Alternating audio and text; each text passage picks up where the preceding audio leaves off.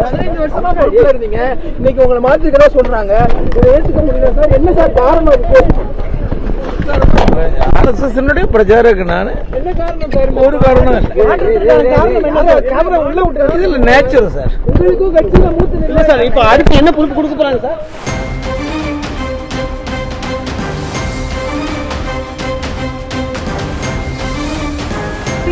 சங்க ஆபீஸ்ல யாரும் பிரஸ் மீட்டே கொடுக்க மாட்டாங்க. தப்பா நினைச்சுக்காதீங்க. ஆனா காரை உளுந்துடாதீங்க. ஆனா தயவு செஞ்சு உளுந்துடாதீங்க.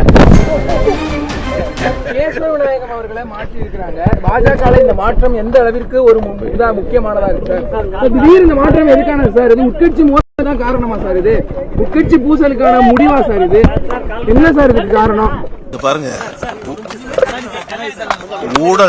ஊடகங்களுடைய கருத்துக்களுக்கு நம்ம உடனடியாக பதில் சொல்லணும் அப்படின்னு கூடிய தேவை ஒன்றும் கிடையாது.